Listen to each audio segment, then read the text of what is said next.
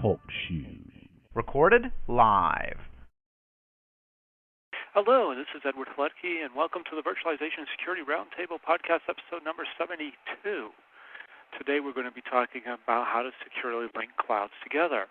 Joining me today is Michael Berman, who's the CTO of Caterham, the pioneer and industry leader in security and compliance for virtual environments. As well as joining us a little bit later will be Eben Rodriguez, who is a consults with enterprises, assisting them in secure and operate their virtual environments. Normally we also have one other person with us from HITRUST, Hema Prafruchandra, but she could not make it today. And myself, Edward Hletke, a.k.a. Text I Will in the VMware Communities Forum and just about anywhere else, and author of the book VMware vSphere and Virtual Infrastructure Security, Securing the Virtual Environment, which is available on Amazon. The podcasts are equalized by Tim Pearson, a contributing author to the same book and owner of Data Century, Inc. Our special guest panelists this week are from A4. Is it Solutions or Technologies? I always get that mixed up. Solutions? It's A4 Solutions. And Misha Nosek is the CTO of A4 Solutions and also one of their VPs, is joining us with a few members of his team. Welcome, Misha, and could you introduce your team? Yeah, hi, my name is Misha Nosek, and I have with me the Chief Security Officer of the company, Chief Security Architect of the company, sorry, Luis Wapaya. Hi, everyone. So you're not the CISO?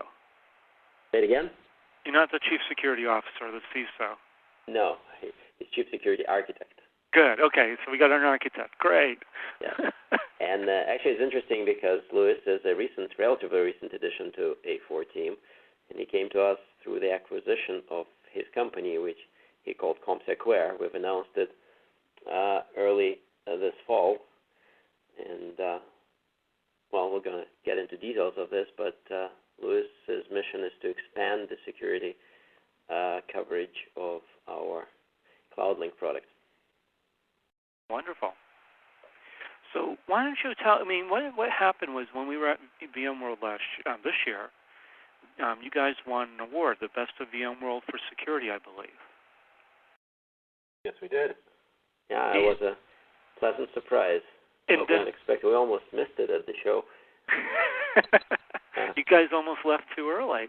Yeah, no, well, we didn't leave. We were at the booth talking to people, and then we heard our name, and we rushed to the podium because it was just around the corner, and here it is.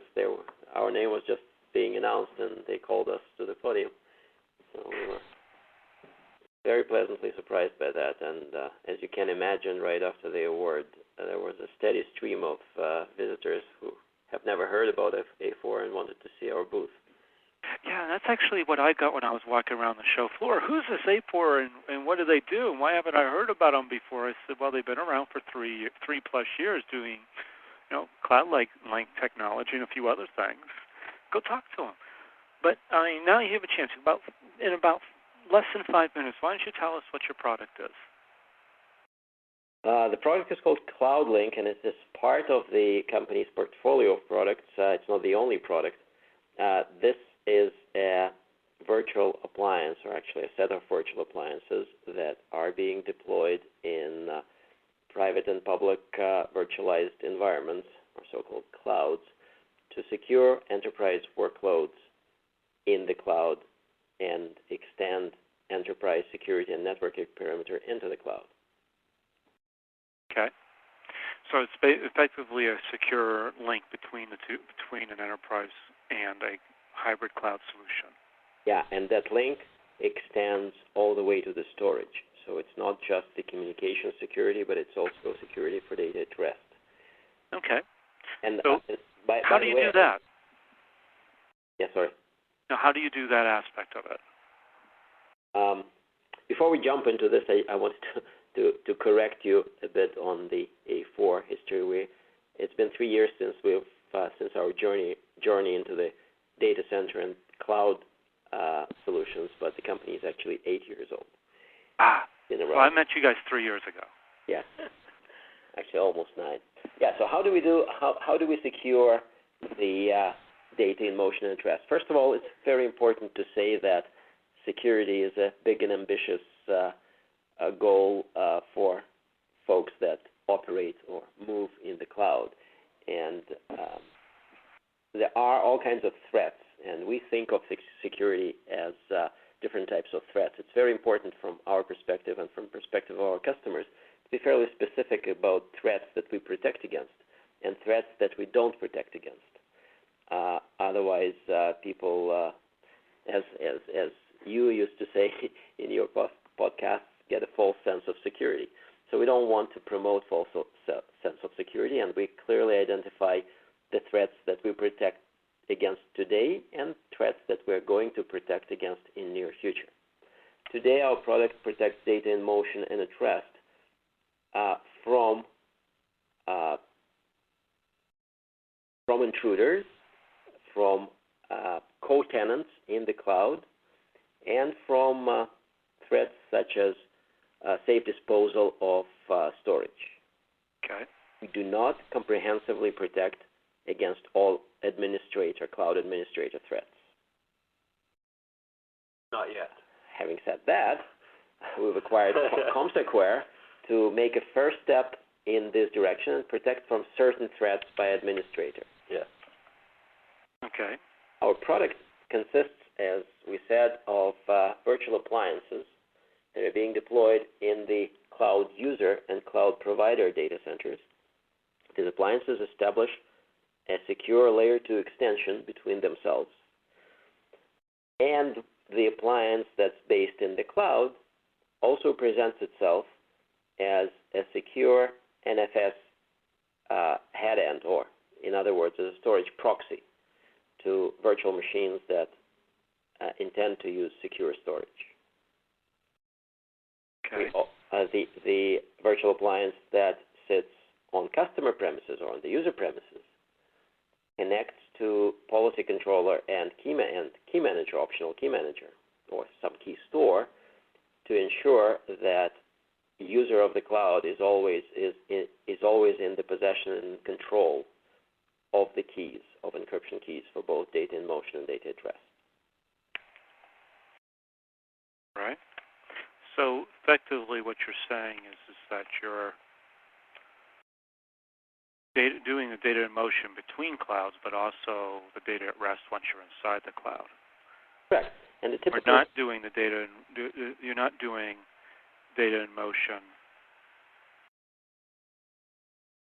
inside the cloud. Inside the cloud, which is where it's kind of critical, I would think.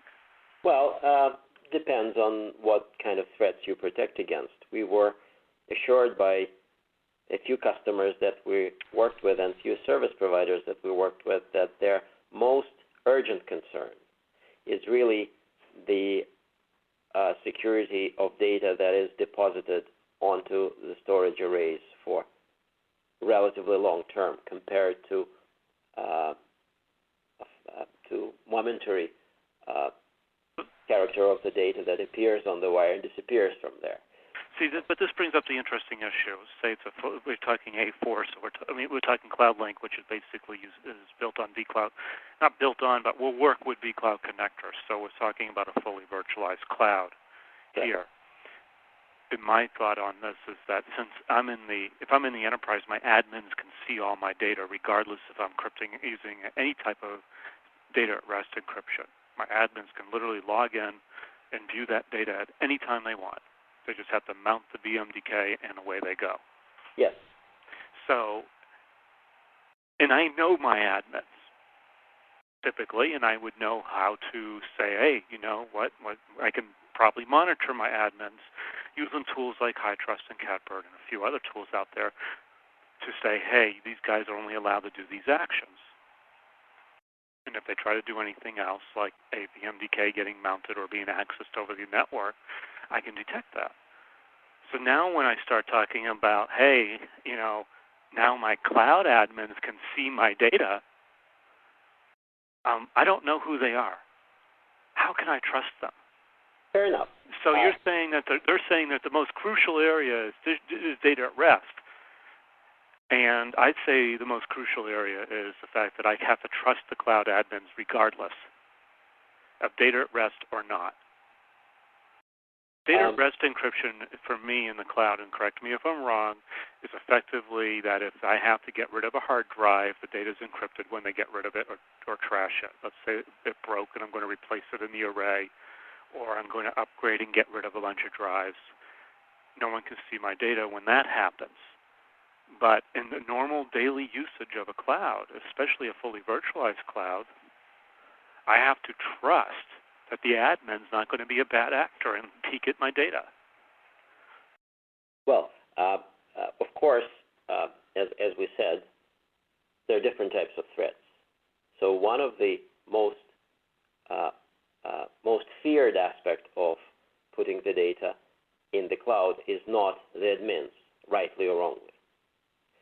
The most feared aspect is that the data will be deposited on hard drives which will be disposed of inappropriately or will not be fully erased when the data moves from place to place. And this is the threat that we address by encrypting data that resides on hard drives. Okay. So, Michael, you talked to a bunch of people on that. Do you see that as the major threat as well, or the major issue? Well, that's not fair. I mean, I work at a company that we worry about the NetSec threats. So, so I will say yes. I think Misha is right. Securing data at rest is very important, right? Because you don't, in the cloud in particular, you don't even know, where in some, vast virtual array of storage your data may reside. And that data may be mixed together with other tenants' data. And you truly have no control over access to that stored data, right? There could be flaws in the virtual storage APIs that allow, another tenant to read the blocks where your data is stored. I mean, there's all sorts of risks there. Yeah, but once if I do a hot add on this, I mean, this is the key here, is that if I say I'm doing a hot add of a VMDK, regardless of the data at rest encryption, that hot add will allow it to be decrypted. It has to in order for the VM to work. Well, no, but we're talking about it's a secure NFS proxy. So let's imagine this is something Amazon-like, and we're talking about S3 storage, right? Your local storage on your VM image is really just for your OS and applications. Your database or your actual application data, i.e. the data you really care about, I would say, is in the S3 store. It's not local in the VMDK. So I'm just talking about, this is certainly part of the problem. Now I would ask, Misha, how do you compare yourself to, someone who's using an encrypting file system, or, since we're talking about VMware, there are certainly some features you've just described that overlap, vShield Edge, which I believe also has. vShield Edge doesn't do the encrypting of the files. No, but it does the layer 2 between customer prem to the cloud. So I'm just curious how, this is certainly something I struggle with as a VMware partner, so I'm curious, how do you differentiate yourself against, say, the IPsec or SSL VPNs of the world or the vShield Edges of the world who are also solving this cloud-to-cloud encryption problem? Sure. Well, let me talk a bit about the networking part of the solution, of CloudLink solution. Our company has deep roots in carrier Ethernet. And one thing that we did with this product is we embedded or integrated a full suite of performance monitoring and performance measurement and fault monitoring characteristic for carrier Ethernet into this product that actually goes over both carrier Ethernet or layer 3 or whatever engineered networks or even internet. That gives the enterprise users of public cloud or just users of hybrid cloud the ability to fully control the performance and availability of the whole solution. And because the keys are stored on the cloud user side, it's important to make sure that the network is always connected and keys can be made available to workloads that are being executed in the cloud. It's also important because one of the features of the product that augments our ability to protect data is the ability to monitor what happens with the data.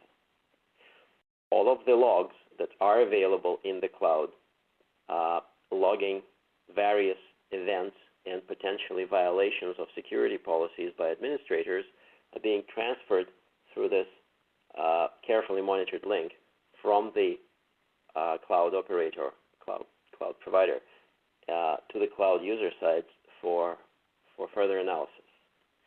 And although, it doesn't protect against all threats, some of the threats that have to do with violating the policies, such as installing rogue VM that would have unauthorized access to encrypted data, will be discovered and noticed. One of the characteristic features of our product is that the vSwitch on the cloud side is being operated in non-promiscuous mode, and we don't force the users or the cloud operators to switch into promiscuous mode. So if this switch to promiscuous mode does happen, there is a loggable event that we potentially could intercept and flag as a security violation. Well, hold on a second. Let's step back there again, and let's talk about what really happens in a vSwitch when you go to promiscuous mode. It's not actually the vSwitch we have to worry about. It's a port group. So if a vSwitch I can control and it's inherited, yes. But if I add a new port group, will you be able to detect the new port group may have a promiscuous mode port group? So in the inheritance level here we're talking about is that it's not just the vSwitch. It's not just the DV switch. It is the port groups that are attached to those that inherit from the parent but can also be set separately. So you're now telling me you're going to be monitoring what's happening on each of these vSwitches. Unfortunately, you guys may not even have access to vCenter in order to do that. So how are you verifying this? So you are saying you actually have to have access to vCenter, or are you doing it through vCloud? No, we in our current installations, cloud providers actually give us a user account in the vCenter. Okay. Not everybody is willing to do that, but we feel that it makes perfect sense from the service provider point of view. That's what vCenter is for. They don't give users of CloudLink and CloudLink itself an administrative access to the vCenter, but user access gives users a slice of the vCenter that they're really interested in, and they live in their sandbox there, and therefore we assume that all the relevant logs are available to the users, to these vCenter. To that user? Yes. So if I was to actually, as a cloud provider, create another port group on that DV switch and not give you access to it, you wouldn't see it. Therefore, I could actually do it. And you would never be able to detect it. Correct. Yeah, but Misha made the point that he is not working on, at this time, maybe in the future, but he's currently not working on the administrative or malicious administrative threat. Well, this is not necessarily a malicious administrator threat. We all know that the virtual environment right now, today, the weakest link is the administrative components. Always has been. And no argument there. And no argument there. And the main thing is, I just taught a class where showed a quick demo of things happening, explained how that is doable now in the latest releases, even though they've supposedly been fixed. So we know it's possible. So assuming that it's possible, which we are, even though I have a security tool that says I'm doing encrypting of data at rest, I still have to be concerned about my admin, because how can you tell the difference between, and this is the question I asked everybody before, is how can you tell the difference between the real admin and an electronic copy of that admin? Or a spearfished admin. Or a spearfished admin, which we now know is going to happen because the admins are just human like everybody else.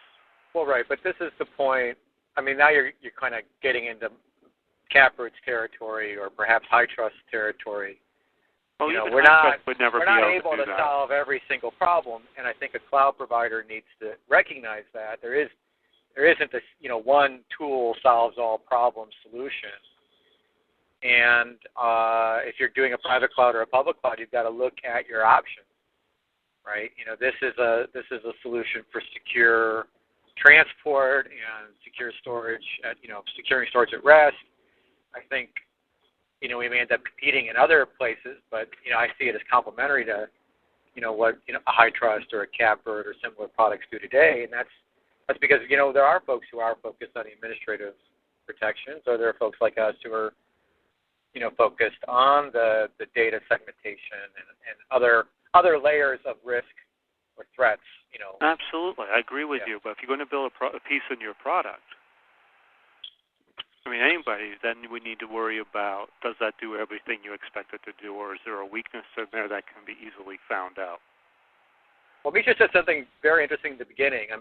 He's saying, I don't know if this is reflected in your white papers or website, Misha, you're saying these are the threats we address. There are other threats, of course, right? Absolutely.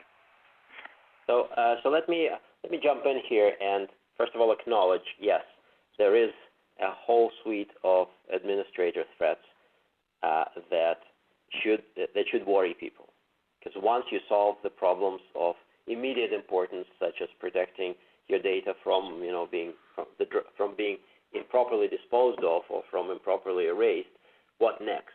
We've looked at this and we've decided that a good place to provide extra security and start attacking the problem of administrator violations is from within the guest, within the operating system. And that's where HomeSecWare acquisition comes into play. Now, we didn't disclose yet the full details of what the product would look like, so let's stay at the conceptual level and let Lewis introduce some of his ideas of how to protect the applications from administrator attacks. Go ahead, Lewis. Yeah, so I did a product nicknamed CypherX because the goal was to offer security, which I call from behind the firewall, because you look at a lot of security products out there and they offer edge security, they offer protection against penetration from the outside to the inside and so on, but not a lot of products offer thorough protection from the inside, especially against the administrators. And the goal of CypherX, and this is a goal that we are on track to achieve, was to literally prevent administrators from stealing your data. Even if you gave an administrator had the passwords to your database, and if they had the passwords to your machines and everything, they still could not steal your data. And, the way we did this is we created an agent that exists in the operating system and that allows for applications, the actual executable programs themselves, to be elevated to the level of a securable object, just like a user would be. And after we've managed to achieve that, we can start putting policy against these objects that basically restrict or specify when data is encrypted, when data is emitted outside of the application. So unless you're literally inside the application, it becomes very difficult for you to steal data. I don't know how much I can say about this yet. Well, it sounds to me a lot like SC Linux. But you're talking about a more generalized solution, would you say? Well, we compare. Actually, we often being compared, and we ourselves compare this to full disk encryption solutions such as de-encrypt or BitLocker. And well, it's a little bit more than that, right? Because there's several ways for data to be emitted outside of a process space. For example, one of the dumbest ways to steal data out of a process that's secure is to just use the clipboard, right? It doesn't matter how much security you have. If the clipboard is available, I can copy and paste from one application that's secure to another application that's not secure, and voila, you win. And you don't really have to be a hacker to achieve that. So what we've done is by making application securable objects, we can tell to whom these applications can have a conversation with, and what kind of restrictions exist. This way, where the data goes and the format that it goes in, whether it's in plain text or encrypted, is very, very tightly controlled. So even after data that's encrypted leaves the perimeter, the secure perimeter, you're guaranteed that the only application that can read it is an application that's being executed by a trusted user on a trusted machine by a trusted application. It's almost like having fire and forget security. So basically you're talking about mandatory access control connections, very much like SC Linux, but instead of basing it just on roles and permissions, you're also encrypting the data. That's correct. So that if the roles and permissions do fail for whatever reason, the right people have to have the key. That's correct. However, in a virtual environment, it's an interesting concept, and it actually goes along with encrypting stuff on disk, using a BitLocker as the TrueCrypts of the world and so forth. And all they do is just close the window so that's open only an inch instead of wide open like it is now, because admins can see memory. Yes. If I can see the memory, I can get the keys, and there's a lot of technologies out there right now that what they do is they leave the keys in there for a very short period of time, scrub the data, and then get the key whenever they need it from a secure vault. But either way, it's still in memory regardless. Yeah, the memory attack is something that we are potentially vulnerable to. We certainly do not have a perfect coverage against that attack. We do tricks like flashing the key in and out of memory only when it's used. We do key rotation so that because the key is per file, it's not per operating system or per VM, so each file has its own key. And we have very rapid key rotation, so even if an administrator were to try to, or were to be able to successfully scrub key out of memory and try to use it, there's a very high degree of probability that by the time they get to that point, the key's already been rotated away from them. All VMs right now are absolutely very, very vulnerable to that type of attack, right? Absolutely. At the same time, they're also very, very vulnerable because there's a lot of data that's cached in memory. I mean, if you look at database engine, they cache like a lot of the actual sensitive information in RAM. So key or no key, even inside the process space, you already have a pretty good idea of what the data is, or at least what a portion of the data is. So all you have to do is start taking snapshots through time and eventually just aggregate the data and hope to get 80% or 70% coverage of a database by using that trick. You don't even need the key to do that. And actually breaking Oracle is relatively easy. Yeah. So. Well, and we still have the authorized user, behaving in an unauthorized fashion, probably. We say the authorized user these days. It's actually an authorized account, not necessarily the user. Actually, I want to take the people out of the picture, because if it's a authorized account and you were spearphished or whatever, and the user did something that made it so that there's an electronic copy of the user out there, having an authorized account basically was what makes this difficult. So should the authorized account that can manage the system be able to literally send VMs over the wire to the cloud? Let's say we're doing that.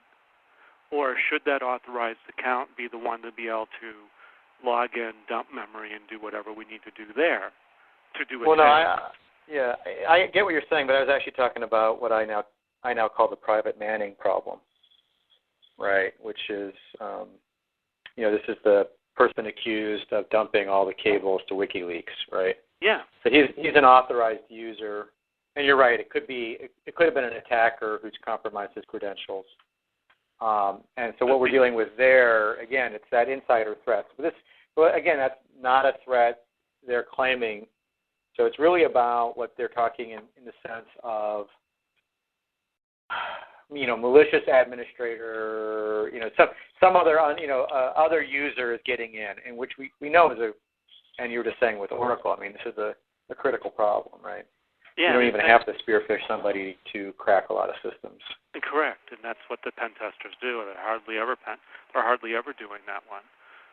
And as Lars Troens points out, that all cloud database exists only in RAM, a la NoSQL. So as long as you can get into the database, you may have access to everything based on permissions if you are a valid account. So the user is not necessarily the bad actor, but somebody is. Well, as becomes obvious from this discussion, the ultimate solution lies with the ability to encrypt DRAM and pages. Short of that, though, isn't it true that dumping memory takes time? No, not really. Well, we know that if memory is being snapshot by ESX or hypervisor, the hypervisor can do it kind of in a stealth mode, and you won't notice. But there is a log, at least with vSphere. There's a log if you use the the vSphere Management Console or the Virtual Infrastructure Client to do the snapshot. But there's no log if you do it from the Service Console or the management appliance. It's directly. Yeah. The API gives you access too. So. And the API can also give you that access to get it. I mean, at the very least, let's just say I don't even want to snapshot memory, right? I just look at it. I mean, right now, let's say I don't want to snapshot memory and look at it. I don't have access to the VM, but I have access to vCenter. Once if I just want to snapshot the screen, which is actually possible to do and it's undetectable, I could literally capture pictures of you presenting your data to yourself. Let's just say it that way. So then I just apply OCR to it and I'm done. I now have your data and I can do those pictures extremely rapidly.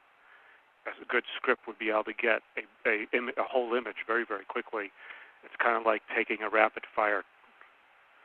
But for databases, that's not the biggest, because databases don't really display images on the VM that's running in the cloud. Yeah, but it's really the critical stuff. So but it's what the users are looking at. Yeah, you're right. The threat by an administrator, such as administrator having access to the virtualization infrastructure, is currently lacks the infrastructure support to protect against. And that's why we always say role-based access controls, and Michael and myself and everybody else, we always harp on that because it's extremely important. And as Josh Atwell says, people do that with webinars all the time, and exactly right. We can do that, but they're doing it through another mechanism. I'm talking about being attached to a remote console and just grab a snapshot anytime I want. But we always harp on remote RBAC, and it ends up being even more important when we go to the cloud to make sure that the admins only have a certain level of knowledge, capabilities, so that they can't do these dastardly deeds. Like, for example, the only person that should be able to log into the virtualization host directly is a break glass situation. In other words, those admins should never be logging in, except for when there's like a break glass situation. They have to go to the safe, they have to get the password out or the root password vault, and then they'd be able to get in to do things as root or as a super user. Yeah. And but how many clouds actually set it up that way? I don't know. But that's actually, I think that would be absolutely number one, the most important requirement of any cloud admin is they never log in as root. Agreed. And in combination of all these, RBAC plus cryptographic security probably gives protection that's good enough for most enterprise users of public cloud, and with caveat that certainly not for all. I would agree with that. And there's other tricks also. CypherX introduced the notion of what I call missile silo authentication, where whenever any kind of changes or actions that are very impactful in nature would occur, it would actually require two individuals to provide super user credentials in order for the action to go through. Absolutely. Unfortunately, that's not necessarily the case in any of the stuff. Some of the places I've been. Yeah. And this is rules for. As Josh Atwell set out, this is good practice for any of them. Whether you're a cloud or a virtual environment, but I think it's more pronounced if you're in a cloud and you allow that access, because now you've opened up your admin's accounts to being the bad actor at all times. So that would defeat encryption at rest, if you could do that, right? If you could log in as the admin. Is there any other way you can do that? And actually, I think there are a couple more, and that is if anybody's doing using the vStorage APIs to do backups, that backup server would actually be able to hot add the disk, and the disk would then be visible to it in its entirety. Yeah, if you're talking about the protection of encryption of the entire data store, then yes, this data store can be pulled out in clear text and replicated somewhere in the clear text data store. However, with the addition of VM-based, CipherX VM-based protection, when individual files and individual communication sockets and individual applications, remote procedure call interfaces are all protected by their own keys, by their own cryptography, then it becomes trickier because the keys are. For CipherX, in order for you to get to the data in CipherX, you actually have to hack the key.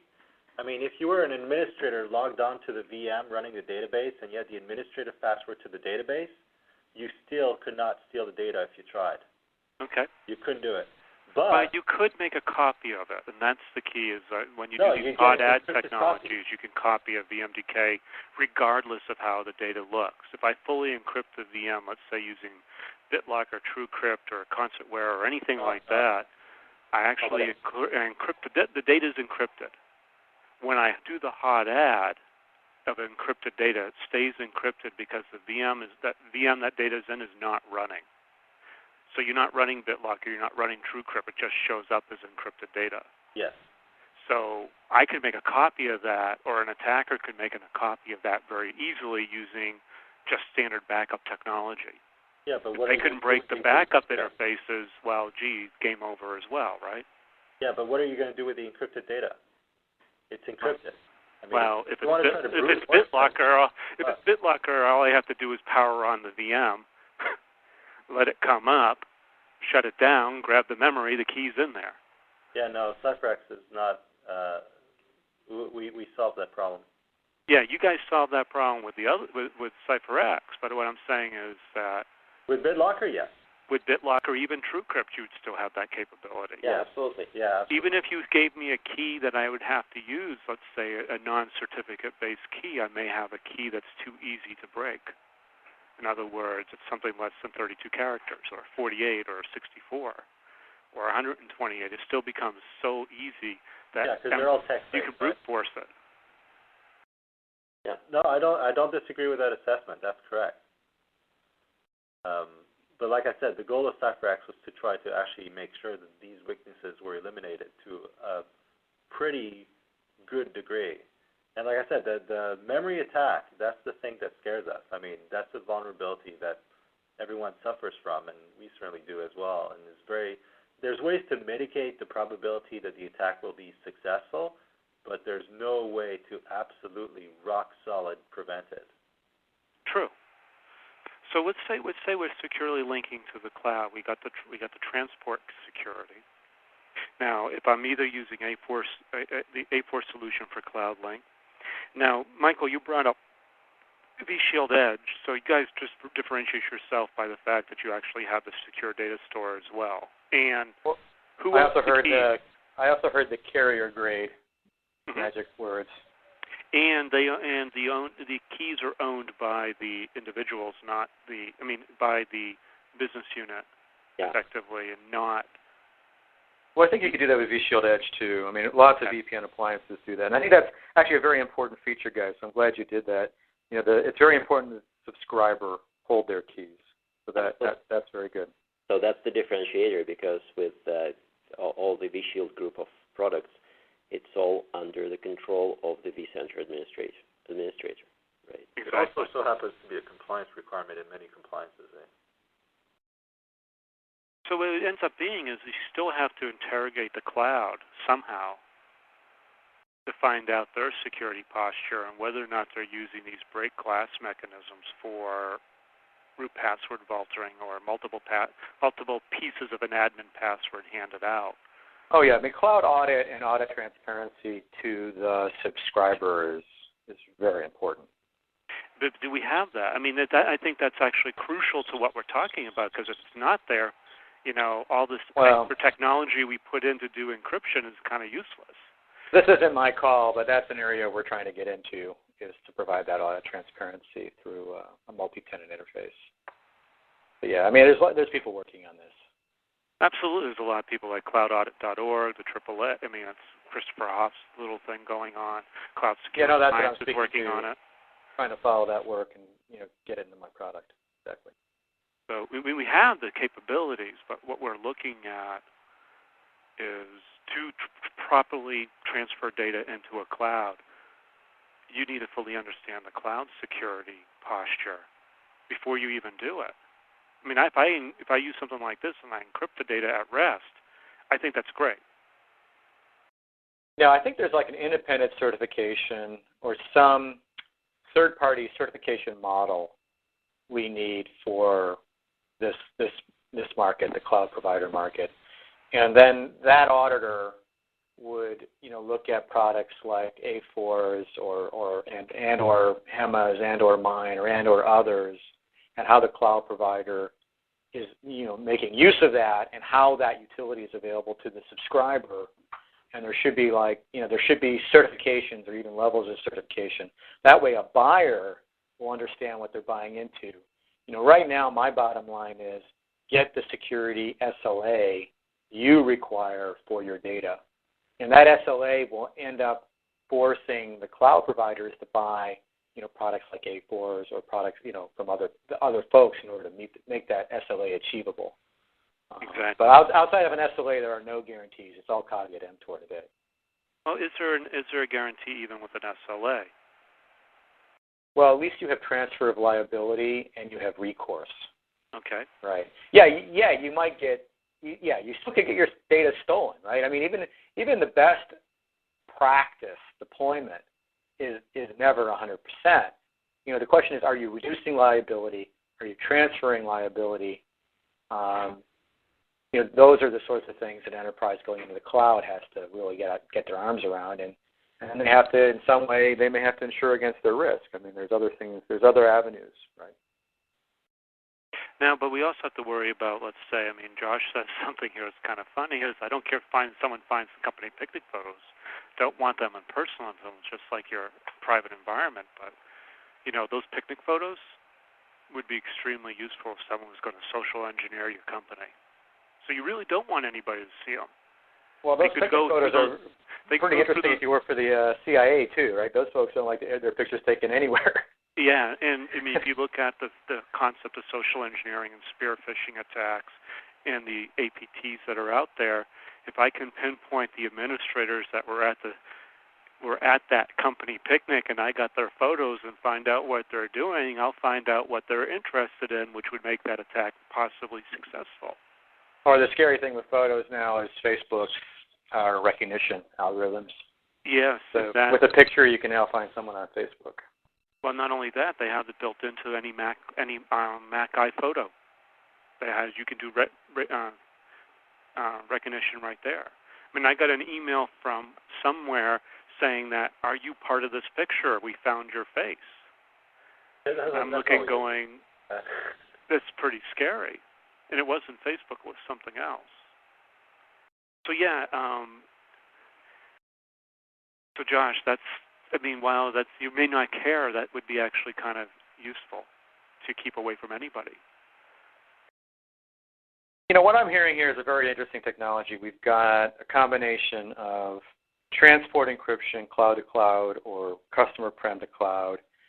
We've got storage layer encryption where the subscriber controls the keys. And we're hearing about a future product that adds in some level or, a fairly comprehensive, I can't evaluate it without, until the product ships, mandatory access control on the data objects, at least within the guest OS layer. So I think, that's a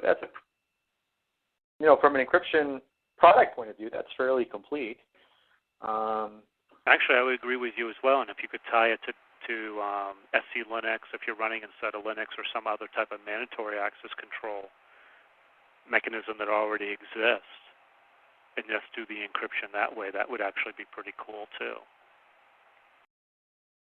And one of the things that we attempted to achieve is not to necessarily build the complete and comprehensive protection from all threats from get-go, but to build a platform which can grow.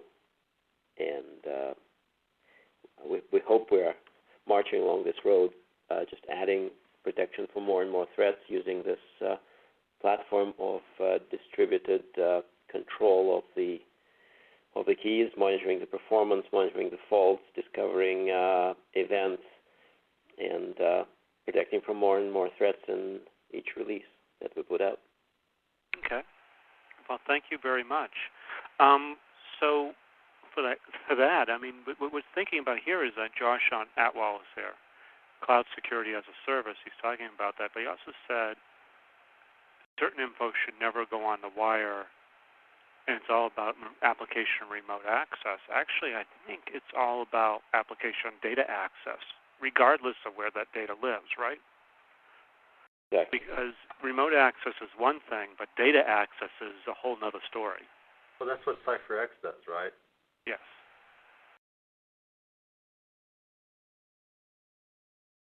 And I totally agree with that. Well, at the end of the day, the only thing that ever accesses data is an application, right? So. Well, yes and no. I mean, an application can, or low-level data scans can. I mean, if I access the drive, I got the drive. Yeah, but if the drive's encrypted, you have the encrypted drive. That's nice. Well, if the drive's encrypted, you're right. I can't decrypt it as long as the key is sufficiently large and using a significantly complex enough algorithm. Yeah. And I don't know what your algorithm is. But even that can be detected. So even if you know the algorithm, at the end of the day, it's a question of how strong is the key and how long would it take to brute force it, or if there's an exploit that allows you to get to the key like a memory dump and reduce the complexity set of getting to it. Correct. But if you have a physical drive, then I wish anyone the best of luck cracking that. That will take them forever. Yeah, physical drive, I have a feeling, is no real recourse. I mean, because remember, it's an array anyways. You're not going to have your chunk of data on any one given drive all the time. It's going to be striped across like many, many, many drives. Yeah. So I mean, whatever makes up the meta volume, you're going to be striped across. I don't think that's going to be an issue. I think what it ends up being is I'd have to have so many drives to piece your data back together. That's like someone just threw out an array. Yeah, I mean, it's actually non-trivial to reconstruct data when it's in the clear, The risk is even a single block of data could disclose confidential information. If you're laying encryption on top of a drive array, good luck. If the encryption is, implemented properly, it's going to be very difficult. Well, the encryption's written, the encryption, if I remember correctly, is on movement of the VM into the cloud. Well, but they're also doing the encrypting NFS solution, right? Is this what we're talking about, or Yeah, it's an encrypted data store, not an encrypted NFS layer. It's presented to the ESX host or the vSphere host as NFS. Because remember, ESX doesn't understand encryption at that level. Okay, hang on a second. Let's back up for a second. So I was interpreting the encrypted NFS head as something the individual virtual machines in the cloud would mount those NFS volumes. No. It's presented to the host. It's presented to the host. So ESX sees it as an NFS head. Correct. The VM sees the SCSI. And the VM see it as SCSI. So once once you mount it as a data store inside of ESX, it's completely and 100% viewable by anybody that has admin access.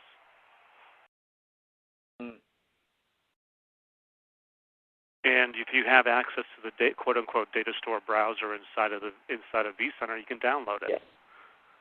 If you have access to the service console, you don't even need to download it. Well, there's also co-tenant threats that need to be mitigated.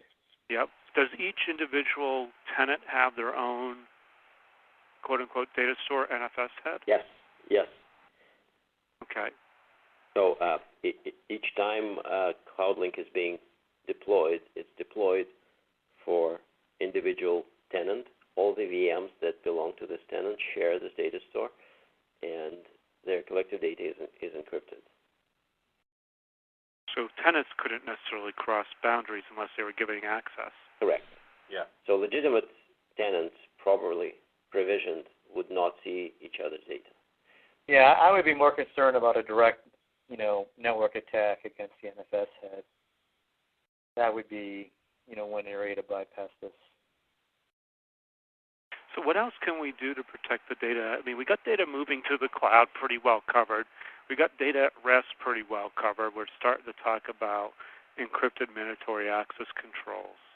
And there's just general best practices for going to the cloud. We have very little time left. Is there anything else that we can think of that would actually help this along? I have a question. This is I've kind of been listening in here, kind of lurking, but and I did come in late, so maybe we could summarize as you tell me what you already said a little bit. Is this a product which works with only specific hypervisors like VMware, for example? Well, not really. It's the virtual machine, the virtual appliances themselves are in the OVA format, so that yes, I see. So they can be run on any virtualization platform. At this point, the deployment is implemented with the use of vSphere APIs, and there is a somewhat integrated management plane that can be launched as a plug-in into vCenter. However, having said that, the provisioning can be done with alternative APIs, not necessarily vSphere APIs. It just the deployment scripts will need to be recoded. Yes, but most of the customers are using it with VMware today. Correct. Okay. Actually, all of the customers are using it with VMware today. Yes. Okay. And then, so my question in general is, what could we be doing to be more secure? Is it obviously, there are other hypervisors besides VMware, and we even have a lot of people who are at the companies I've been working with lately. They say that the cloud, although virtualization is an enabler for many businesses to move to cloud, that just being virtualized does not make it cloud, and also just being cloud doesn't mean it's automatically virtual. So there's a lot of very large organizations that have a cloud offering which is not virtualized. So my question Google. is, sorry? Google. Yeah, well, Google is one of the big examples, but there are many other processing organizations that have created their own clouds, and the machines that they are automatically deploying, automatically managing are not virtual machines. They could be either Windows or some Unix flavor or something else. So I guess that begs the question, can your product be installed on a physical machine? Well, obviously it can, and virtualization, the hypervisor type virtualization is just one variant of it. Nothing prevents us from running as a Linux container, for example. Right. Right. So it's just a matter of semantics. It doesn't fundamentally change the approach of establishing the layer 2 extension overlay over existing networks, keeping keys on one side, keeping storage encrypted on the other side. This is the main message. There are two distributed systems. That's what we're building. Distributed system requires separation of management planes, kind of a split horizon management. It requires CPE, customer premises equipment, which in this case is virtual or virtualized. And it requires some protection, some monitoring and discovery of faults in the networking segment. Yep. Good. So my question is it multi-tenant or is it just for a single organization? Does the admin login manage everything, or can we set up separate admin? It's multi-tenant. Okay, great. You have one A4 install per tenant. Oh, excellent. Okay. And then for each tenant, if they have different environments, maybe geographic or different data centers or some hypervisor, some physical, what have you, would they have a single pane of glass for all those environments? Yes, there's one gateway, which we call a gateway. That's the customer premise virtual machine, and there are multiple vNodes, which are the other side that encrypts the storage. Fantastic. Wow, okay, that's very exciting. Excellent. Those were my questions. Thanks, Ed. Okay. So we have very little time. Misha, any last thoughts? Michael, any last thoughts? Well, it's an exciting area to be in, and we see that this space is rapidly developing. We're looking up to providers of CPUs and motherboards to provide us with better protection against the threats, with tools to help us develop better protection from threats, as we discussed, that nobody can protect against today. But we believe that this is coming, and we sure hope that we're on the right path once we have the ability to securely store keys in the TPM or use TXT more extensively. Yes, I'm hoping you're following the virtual TPM research as well, because it doesn't give us what we need yet, but that's definitely a step in the right direction. Right. Right. That's terrific. I mean, my thoughts is, thanks, guys. This sounds like a great, encryption product for cloud subscribers in particular, and I wish you good success. Thank you very much. Thanks. Thank you. And just before everybody else goes, is that even though we're talking about different solutions for getting secure transfer to the cloud and secure storage in the cloud, you still need to know what your cloud security posture is. You have to build that in. That's where your contract negotiation, SLA specifications come in, because there could still be weaknesses there that you may never have any control over. So you need to have that as well. You need to understand that as well. Well, thank you, everybody. It's been the Virtualization Security Podcast, episode number 72. I look forward to seeing everybody in 2 weeks, where we should be having a discussion on virtual desktops. Excellent. Well, thank you very much. It was a pleasure speaking with you. Thank you, everybody. Good day, everyone.